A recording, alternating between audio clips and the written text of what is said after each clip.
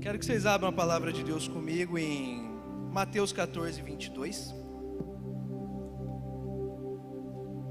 O Gustavo vai projetar.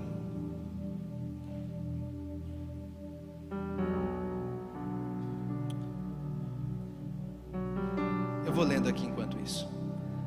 Logo em seguida, Jesus insistiu com os discípulos para que entrassem no barco e fosse adiante dele para o outro lado, enquanto ele despedia a multidão. Tendo despedido a multidão, subiu sozinho ao monte para orar. Ao anoitecer, ele estava ali sozinho, mas o barco já estava a considerável distância da terra, fustigado ou castigado ou açoitado pelas ondas, porque o vento soprava contra ele. Alta madrugada, Jesus dirigiu-se a eles andando sobre o mar. Quando o viram andando sobre o mar, ficaram aterrorizados e disseram: "É um fantasma", e gritaram de medo. Mas Jesus imediatamente lhes disse: "Coragem, sou eu, não tenham medo." "E Senhor", disse Pedro, "se és tu, manda-me ir ao teu encontro por sobre as águas." "Venha", falou Jesus. Então Pedro saiu do barco e andou sobre as águas e foi à direção de Jesus. Mas quando reparou no vento, ficou com medo e, começando a afundar, gritou: "Senhor, salva-me." Imediatamente Jesus estendeu a sua mão e o segurou e disse: "Homem de pequena fé, por que você duvidou?" Quando entraram no barco, o vento cessou. Então os que estavam no barco o adoraram, dizendo: "Verdadeiramente, tu és o Filho de Deus." Você pode abaixar sua cabeça comigo neste momento? Quero orar mais uma vez com você. Senhor Deus, estamos aqui diante da tua presença, Pai. Já sentimos a tua presença nesse lugar. E peço para que agora, nesse momento, Deus, o Senhor venha dissipar toda distração, Pai. Tudo aquilo que possa nos tirar do foco daquilo que o Senhor quer fazer nessa noite. Que o Senhor venha trazer clareza sobre a minha vida, Pai, para que todas as palavras que aqui forem proferidas não venham de mim, mas do teu interior e da vontade do teu coração. Que em nome de Jesus agora os nossos corações estejam abertos para a palavra que o Senhor quer ministrar nessa noite. Em nome de Jesus. Meus irmãos, primeiramente vou apresentar aqui para quem não me conhece. Eu sou o Fernando, sou líder do Ministério de Louvor dessa casa. E eu queria começar aqui essa mensagem trazendo um fenômeno para vocês. Que eu trabalho com música, eu sou professor de violão. E nos últimos anos eu tenho observado um fenômeno que tem sido comum e corriqueiro. E essa semana eu vi um vídeo que eu até mandei para alguns irmãos aqui da igreja, que me deixou muito espantado. Que eu vi um vídeo de um neurocientista que ele comentava de uma universidade, que agora eu não vou lembrar o nome, mas alguém que quiser depois só me pedir que eu envie o vídeo, dessa universidade, que eles fazem estudos de IQ, de QI, vai sair o inglês aqui, vai, que eles fazem estudos de QI, e eles trabalham ao longo do último século, e desde o início do trabalho deles, é a primeira vez na história de todos os registros que eles têm acadêmico, que vai haver uma geração que ela tem menos capacidade cognitiva e intelecto do que a anterior. O que isso quer dizer? Que a próxima geração, ela em parte de intelecto, de QI, ela está inferior à geração anterior. Que esse fenômeno é a primeira vez que isso acontece na história. E ele começou a apontar algumas coisas, alguns assuntos que eu achei assim muito interessantes, né? Um deles que ele chamou de dopamina barata, né? Que ele intitula esse fenômeno muito devido ao que nós temos visto com as redes sociais, né? Por quê? Porque hoje as redes sociais, o celular, quando a gente pega TikTok, essas coisas, eles bombardeiam nosso cérebro de dopamina. E esse bombardeamento faz o quê? A dopamina, muitas vezes a gente atribui ele muito ao hormônio da felicidade, mas a dopamina é um dos hormônios também que nós utilizamos para a busca. Então, quando acontece isso, significa o quê? Que você está dando um comando para o seu cérebro.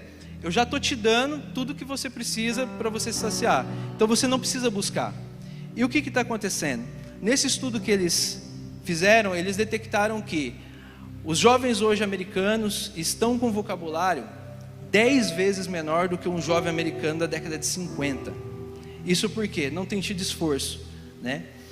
Isso eu trouxe um pouquinho para aquilo que Deus quer falar com a igreja nessa noite, que é algo que eu observo, que nunca se teve um tempo, eu enquanto professor de violão, de guitarra, de música, faz 10 anos que eu trabalho com isso, que eu tive uma taxa tão alta de desistência nos primeiros ciclos. Isso se dá por quê? Porque passada a empolgação inicial de você querer aprender, ao primeiro sinal de dificuldade, ao primeiro sinal de resistência, a gente está vendo uma geração que está retrocedendo. E isso a gente também está vendo dentro das igrejas hoje. Por quê? Porque nós vivemos um tempo onde as igrejas, eu quero a bênção do Senhor, eu quero aquilo que Deus tem para mim, eu quero ter o melhor. Mas quando se fala que há um preço a ser pago, isso não tem sido feito. E qual é o preço a ser pago? É o que eu vou trazer hoje, essa noite, para vocês, que é perseverando em meio à tempestade. A perseverança, a dificuldade fazem parte do crescimento, né? Como eu estou falando aqui de violão, no começo ali é muito difícil. O pessoal que está aqui começa, inicia, o dedo dói, você tem que apertar a corda ali, é algo que é doloroso. Você quer ver música e só vê barulho, você quer que o som saia bonito igual do professor, mas não está saindo. Mas há um tempo de maturação que você vai se preparando, você vai praticando, repetindo. E o que a palavra nos diz sobre perseverança? Se você quiser abrir a Bíblia comigo, eu vou estar lendo aqui, tá? Em Tiago 1,3, a Bíblia fala: pois vocês sabem que a prova da sua fé produz perseverança. A prova da sua fé, ou seja, as dificuldades. Em Romanos 5, do versículo 3 ao 4 diz: não só isso, mas também nos gloriamos nas tribulações, porque sabemos que a tribulação produz perseverança. Perseverança é um caráter aprovado, e o caráter aprovado, esperança. E o que determina a perseverança? Quero ler com você um texto que está em 2 Pedro, capítulo 1, versículos 5 a 7. Por isso mesmo, empenhe-se para acrescentar à sua fé a virtude o conhecimento, ao conhecimento o domínio próprio, ao domínio próprio a perseverança a piedade, e vai se discorrendo, mas eu quero ir até a perseverança aqui. Quando Jesus ele nos alerta acerca do mundo, tem uma passagem que nós conhecemos muito, que Jesus fala, né? No mundo tereis aflições, mas tem de bom ânimo, pois eu venci o mundo. E aqui Jesus nos mostra uma coisa que é meio paradoxal, que ele fala aqui: em meio à dificuldade, vocês terão dificuldades, mas anime-se, porque eu venci o mundo. Ele se dá como exemplo. E em outro texto ele nos menciona aqui, que ele nos dá a paz que excede todo entendimento. O que isso quer dizer? Que quando nós falamos aqui de perseverança, nós não estamos falando de circunstâncias externas que vão estar favoráveis. Nós estamos falando de uma compreensão interna sobre aquilo que está acontecendo fora. Então eu trouxe aqui para vocês que quando a gente fala do conhecimento, o domínio próprio, que conhecendo as circunstâncias, não ter medo, mas entender que as experiências que estão sendo vividas fazem parte de um processo. Quando nós vemos domínio próprio, a perseverança, eu vejo que a perseverança é fruto do domínio próprio, ou seja, seu processo não é determinado por circunstâncias externas, mas por uma mudança interna em relação às circunstâncias. Não são as circunstâncias externas que determinam minha perseverança, mas meu pleno conhecimento do controle de Cristo sobre qualquer circunstância da minha vida. O que a gente passa, pessoal, não determina onde a gente vai chegar. A situação que a gente está vivendo, aquilo que nós estamos enfrentando, não determina. O que vai nos determinar é o nosso foco em Jesus, é os nossos olhares fintos nas promessas que Deus fez para nós.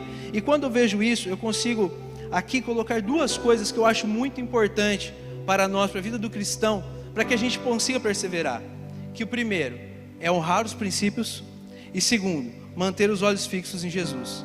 Porque a fé ela não é estática. Hoje nós vivemos um tempo em que nós temos sido desencorajados de movimentos, e quando eu falo movimento aqui, é no sentido de se aprofundar. Nós precisamos começar a sair do raso. Hoje nós temos vivido um tempo onde que eu venho na igreja e eu volto aquilo que eu estava falando, eu quero a promessa, mas quando fala de pagar o preço, a gente começa a encontrar uma resistência. Hoje, meus irmãos, se a gente não tiver uma vida com Deus, uma vida totalmente pautada na palavra de Deus, comendo isso aqui diariamente, porque se nós ficarmos sem alimento, nosso corpo perece. Se nós ficarmos sem isso aqui, a nossa alma ela acaba falecendo.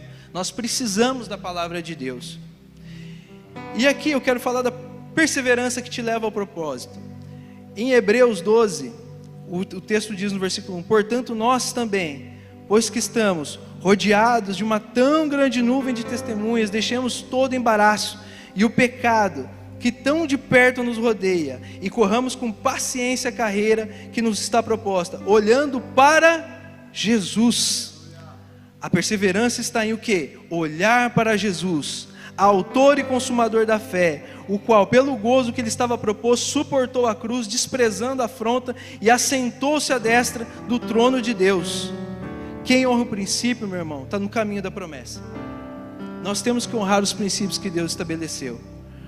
E quando a gente fala de princípio da palavra, em Romanos nós temos um texto: pois tudo que foi escrito no passado, foi escrito para nos ensinar, de forma que por meio da perseverança e bom ânimo precedentes das Escrituras, mantenhamos a nossa esperança. Em Salmo 119 diz: como pode o jovem manter pura sua conduta? Vivendo de acordo com a sua palavra. Enquanto nós estávamos orando ali, o Japa começou a orar várias coisas, ao qual eu recebi confirmações de Deus, e no momento ali ele começou a falar de lembrança das promessas, e eu senti de ministrar aqui um breve testemunho da minha vida com vocês. Eu sou músico desde sempre, né? Faço essa atividade, exerço essa atividade toda a minha vida, e não sei se é só comigo, mas tem um momento na vida que a gente às vezes começa a fraquejar e pensa em desistir. E eu vivi esse momento onde que algumas frustrações que a vida me trouxe, algumas coisas que eu imaginava que sairiam de um jeito e não saíram, e eu pensei em desistir. E no meio desse processo, isso já se fazem muitos anos, os poucos equipamentos que eu tinha, eu nem tinha tudo que eu tenho hoje, mas eu falei, cara, eu vou vender isso aqui, vou comprar uma guitarrinha simples só para tocar na igreja mesmo. E durante esse processo, foi um processo muito complicado, porque quando você vive algo tão intensamente, você sabe que aquilo se torna parte de você. E para mim isso era como se eu estivesse me suicidando de alguma forma, porque eu sabia daquilo que Deus tinha para mim, mas as circunstâncias estavam me jogando, falando, cara, desiste que não vai dar. E teve um dia que, eu não lembro o exato ano que isso aconteceu, mas o pastor André Valadão, ele veio aqui em Pirajuí, veio tocar aqui em Pirajuí. E o pastor André Valadão sempre foi assim, as músicas dele, hoje o pessoal conhece mais ele por causa dos memes, né, do que pelas músicas, mas assim, ele tem uma carreira musical assim, muito forte, assim, desde a época do Diante do Trono. E o pastor André Valadão, assim, as músicas dele sempre tocou muito minha vida, assim, porque na minha conversão, foram as músicas assim que eu mais ouvia. O CD Fé, eu só tinha duas coisas que eu ouvia: pastor André Valadão e pastor Cirilo. Então, sempre as músicas dele assim, mexeu muito comigo. E ele veio aqui em Pirajuí, e eu estava com a Karen, né? E ela falou, poxa, vamos ao show tal. Estávamos lá com os irmãos participando lá da ministração, adorando. E eu estava em meio a esse momento que eu estou contando para vocês, de total desânimo, de total desacreditado de tudo. E naquele momento que eu estava ali, eu comecei a ouvir aquelas canções, eu ali adorando, eu me enchi de uma coisa que eu confesso para vocês que até hoje eu não sei o que é. Eu sei que é de Deus, mas eu não sei o que é. Que foi de algo que veio muito forte assim dentro do meu coração, assim, um fogo assim. E eu virei para a Karen, ela é testemunha disso, que a gente brincou isso até hoje, que eu virei e falei assim, um dia eu vou tocar com esse cara. E durante esse processo, né, que eu falei essas coisas assim, a verdade é que lá no fundo você não está acreditando. Há algo ao qual você fala, você ministra, Deus te enche de algo, só que a realidade humana que você observa não está condizendo com aquilo. Bom, a partir daquele momento, muitas coisas começaram a mudar. Eu me lembro que, logo após isso, uma vontade de voltar a estudar, de tocar, começou a brotar de novo em mim. E coisas começaram a acontecer. Comecei a conhecer pessoas, comecei a me conectar com pessoas. Deus começou a trazer pessoas aqui na igreja. Do nada, eu me vi assim, comecei a tocar com o pessoal de Bauru, comecei a tocar, a gente começou a ministrar nas igrejas, estando aqui também na igreja, sempre de forma ativa. E uma coisa que é muito importante, meus irmãos, quando a gente fala sobre princípios, porque ainda que o meu eu tivesse vontade de desistir, eu nunca parei de orar. Em nenhum momento eu parei de orar, eu parei de ler a Bíblia, eu parei de vir aqui na igreja, porque eu sabia que eu tinha que honrar os princípios que Deus tinha, mesmo que muitas vezes arrastado, mesmo muitas vezes com dificuldade, mas eu perseverei nisso daí. E começamos a tocar em muitos lugares, e assim, não era algo que era fácil. Muitas vezes eu tinha que tirar dinheiro do bolso para pagar o combustível, porque às vezes nós íamos nas igrejas e davam oferta que malemar dava para a gente pagar metade do combustível de cada um. E eu lembro de um dia que a Karen estava comigo também. A gente estava em Bauru e a gente ia tocar num lugar que a gente não sabia que era uma favela, assim, mas favelana mesmo, assim, sabe? E tinha um caminho, o GPS ele dava um caminho que era uma estrada de terra, assim, tipo, muito escura, né? Aí eu falava, cara, não é aqui, né? Aí a gente dava a volta, o caminho e mandava ali. Até que nós encontramos os nossos amigos, né? Falou, não, é por aqui mesmo, vamos por aqui mesmo. Depois a gente descobriu que essa estrada era onde os caras jogavam os corpos, né? Os que faziam os... Então imagina só, né? O cara lá jogando, passando lá, Pirajuizense, oba! Os caras... E nós chegamos nesse local, era uma igreja muito pequena mesmo, assim. E só que assim, o tratamento, assim, o cuidado, assim, a excelência em fazer as coisas, assim, eles estavam vibrantes que a gente estava lá. E naquele momento a gente foi tocar e uma coisa assim que eu sempre tive com Deus, que eu nunca dou meus 50%, porque eu sei que a essência que eu carrego, aquilo que eu trago, pode transformar a vida de uma pessoa. E se um dia eu tiver meio mal e essa pessoa não receber por conta que eu tô meio mal, meio coisa, eu vou responder por isso. Então sempre, às vezes me perguntam, nossa Fernando, mas como é que você consegue ficar pulando daquele jeito ali?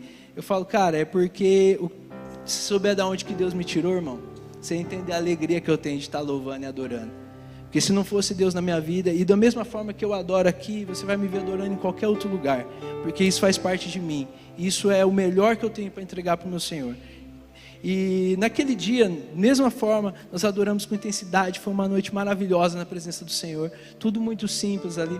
E eu me lembro que quando nós saímos dessa igreja, né, veio um irmão, né, era uma igreja meio pentecostal, aqueles irmãos do manto, e ele veio só pegando cada um, isso que te digo, falando para cada um. Só que aí chegou em mim, eu falei, opa, Deus, vou receber, né, pai? Opa, manda, né? Chegou em mim, ele me pulou. Aí eu falei assim, eita Deus, aí não entendi nada. Aí ele pegou, me pulou e saiu ministrando com todo mundo. Aí chegou na hora de ir embora, ele foi nos cumprimentar. Eu falei, pô, irmão, fiquei esperando você ministrar comigo, né? Você entregar uma palavra de Deus para a minha vida. E aí ele pegou e falou assim, olha, eu ia entregar uma palavra para você, mas para você Deus falou assim, para ele não precisa, você está entregando promessas para os outros. Ele vai vir se cumprindo uma promessa na vida dele. E continuamos trabalhando, muitos anos se passaram desde aquele momento que eu falei isso no show. E começamos a tocar com uma galera mais legal, começamos a participar de eventos melhores, começamos a tocar com alguns outros artistas, acompanhamos alguns artistas ao longo desse caminho. E um belo dia, o rapaz que era o líder da banda, o Gustavo, ele pega e me manda uma mensagem, Fer, cara, pintou uma data pra gente tal dia, que era comum, era corriqueiro, era uma situação de trabalho. E ele mandou, foi em Acanga esse show, vai ser em Acanga, tal. E eu, como estou acostumado com o trabalho, eu não perguntei quem que era. Eu peguei e falei, não, beleza, cara, manda o repertório aí, que eu já vou começar a preparar e tal. Na hora que ele mandou o repertório, quem que era? Pastor André Valadão. E naquele momento, assim, eu confesso para os irmãos que eu não lembrei do que eu tinha dito. Eu não lembrei o que tinha acontecido, eu fiquei muito contente e a gente se preparou. Foi acho que a única vez que nós ensaiamos de fato para tocar. E a gente se preparou, falou, não, nós precisamos fazer com carinho e tal. Chegou no dia, o conhecemos, um cara espetacular, um cara do bem mesmo, assim, tratou a gente assim de forma excepcional. E fomos tocar. Eu lembro que quando a gente foi tocar, no primeiro acorde que eu dei, aí veio na minha cabeça. Falei assim, lembra quando você falou? Você lembra aquele dia que você falou que um dia você ia estar aqui? E, irmãos, o que eu tenho para falar para vocês é que aquele dia, o que mais mudou na minha vida não foi uma situação profissional, não foi uma experiência musical, mas foi a convicção de que eu tenho um Deus que mesmo diante da minha infidelidade, que mesmo diante das dificuldades, mesmo diante das minhas fraquezas, Ele se mantém fiel. E naquele momento que nós estávamos ali, nós tocamos e foi algo assim, muito de Deus. E eu me lembro que eu estava voltando para casa, e eu estava no carro ali, adorando o Senhor, orando, e eu falei para Deus, nossa Deus, nem nos meus melhores sonhos eu imaginava isso, né? E Deus me falou assim: se prepara que você está começando a viver. Porque eu creio, meus irmãos, que quando a gente é fiel no pouco, a palavra nos diz que no muito Ele nos colocará. Porque muitas vezes a gente tem pessoas que almejam isso aqui, está com o microfone na mão, almejam estar num local de adoração, sendo vislumbrado. Mas isso aqui não começa aqui. Isso aqui é construído com muito joelho no chão, com muita lágrima derramada. Isso aqui, para que você venha aqui, e aqui eu não estou falando, não estou falando de mérito aqui, eu estou falando que há um preço a ser pago, e nós precisamos entender isso, que há um preço a ser pago. Se nós não nos debruçarmos na palavra, se nós não aprendemos a ter vida com Deus, as coisas não vão acontecer. A gente vai continuar enxergando as circunstâncias e achar que não vai dar. E aqui, eu coloquei aqui no meu terceiro ponto: mares calmos não fazem bons marinheiros. Voltando ao texto inicial, Jesus estava ali com os discípulos à beira do mar da Galileia, e eu vi uma pregação do Luciano Subirá, que ele fala que logo nesse primeiro versículo, Jesus insistiu com os discípulos. Tem algumas traduções para isso, tipo tem Jesus ordenou também, mas na nossa língua portuguesa, essa tradução ela não fica muito clara, porque a palavra que é utilizada para esse insistir é como se fosse empurrar, como se fosse forçar. Então significa o quê? Que Jesus ele meio que obrigou, vocês vão entrar no barco. Por quê? Porque quando nós vemos uma tempestade, a gente sabe que chuva pequena, a gente pode aparecer do nada. Mas irmão, uma tempestade, ela dá indício que está acontecendo. E quando a gente está falando dos discípulos de Jesus, a gente olha o quê? Nós temos o quê? Vários pescadores ali. Então os caras estão olhando aquilo ali e falando: Jesus, não vai dar bom isso aí não, cara. Olha o tempo do jeito que está. Olha o tamanho do barco que a gente vai. Os caras já estavam assim, cara, não vai. E Jesus ainda falou: vocês vão que eu vou lá para orar. Falou: ixi, rapaz, agora que ele está querendo despachar a gente mesmo. E só que os discípulos eles vão, mesmo cientes das circunstâncias, eles obedecem. Por quê? Mesmo vendo as circunstâncias, eles avançam. Quando Deus dá uma ordem, ainda que você passe pelo meio da tempestade, prossiga, porque Ele tem algo para você, Ele tem algo na sua vida. E os discípulos estavam ali, e a palavra nos diz aqui que quando eles estavam já avançados, eles já estavam longe, a tempestade ali estava ali no olho do furacão, vamos dizer, e diz que alta madrugada, Jesus dirigiu-se a eles, né? E aqui também fala que, outra tradução pode trazer como quarta vigília da noite. Quando a palavra fala aqui que Jesus, quando foi anoitecer, Jesus saiu para orar. Então a gente deduz que pode ser que seja assim 6 horas da noite, aí vamos colocar isso mais ou menos, né, pastor? Da época aí. Jesus, então, sai esse momento, não quer dizer que o barco ele saiu por volta dessas horas. Essa quarta vigília é entre 3 e 6 horas da manhã. Então quando Jesus vai encontrar com eles, a gente tem um espaço de 9 horas aí. Então significa o quê? Que eles estavam ali pelejando contra essa tempestade, né? Porque assim, eu gostei muito da tradução da Almeida, que fala que o barco, aqui ao anoitecer, está sozinho, aqui fustigado pelas ondas, que fala que o barco estava sendo açoitado pelas ondas. Então significa o quê? Que a tempestade estava braba, que o negócio estava pegando. Então eles estavam ali, e ainda para ajudar o vento estava contra. Então a gente imagina o esforço dessa galera, porque eles estavam tendo que ir contra o vento, no meio de uma tempestade com onda. Então você imagina o nível de desespero desses caras, né? E aí vem do nada, eles me olham, vem um cara andando sobre as águas. Qual que é a primeira reação dos caras? É um fantasma! E Jesus fala o que para eles? Tenha coragem. Tenha coragem. E aí quem que foi que deu a letra, que deu a cartada master, né? Tinha que ser ele, o Pedrão, né? Senhor, se és tu, manda-me ao teu encontro por sobre as águas. E Jesus disse o que para ele? Venha. E Pedro, no momento que estava ali, nós conhecemos muito bem isso, essa analogia, ele começou a se distrair com as circunstâncias. Ele começou a se distrair com o vento, com as ondas. Ele tirou os olhos de Jesus. E isso para nós é uma lição, meus irmãos. Quando que as circunstâncias nos abalam, nos derrubam? Quando nossos olhos saem de Jesus. Quando nós mantemos os olhos fintos em Jesus, nós podemos ter convicção de que nós iremos andar sobre as águas. Ainda que as ondas estejam fortes, ainda que os ventos estejam fortes, quando Ele nos dá uma palavra, somente creia. Venha, então crê.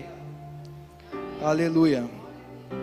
E depois que Pedro chega lá, né, tem esse momento, E nesse momento eu até lembrei do Lucão e da Kelly, né? Porque o Pedro, ele fez a oração mais rápida num momento de desespero, né? Porque nesse momento aqui, né, não dá tempo de, Pai, Jesus, me tira em teu nome. Pedro falou, Senhor, me salva. E eu lembrei, né, de quando o Lucas teve testemunho, de quando Deus ressuscitou a Manu, né? Que ele conta, ele fala que o quê? Que no momento ele não orou. O que ele fez? Ele deu um grito, ele deu um berro de desespero. E muitas vezes, meus irmãos, essa é a nossa reação diante das circunstâncias. Mas hoje, no momento que eu estava orando para trazer essa palavra, teve algo que me chamou muita atenção. Que no momento que eles chegam para o barco, que eles voltam para o barco, Jesus acalma a tempestade. E aí nós podemos perguntar, velho, Jesus tinha poder para parar a tempestade, certo? Tinha. Mas por que ele não parou antes então? Por que na hora que ele não estava vindo, ele não parou ali, não falou não? Ou na hora que Pedro... Porque tem certas circunstâncias na nossa vida que para a gente crescer e para a gente desenvolver, a gente tem que passar por uma tempestade. Então tem muitas circunstâncias que nós vivemos hoje. Por quê? Porque nós precisamos crescer, nós precisamos amadurecer. Que há um lugar ao qual Deus quer nos levar, que nós precisamos estar preparados, que nós precisamos estar moldados para o momento que Ele quer nos usar. Ministério de louvor, se vocês quiserem, já estou encerrando aqui.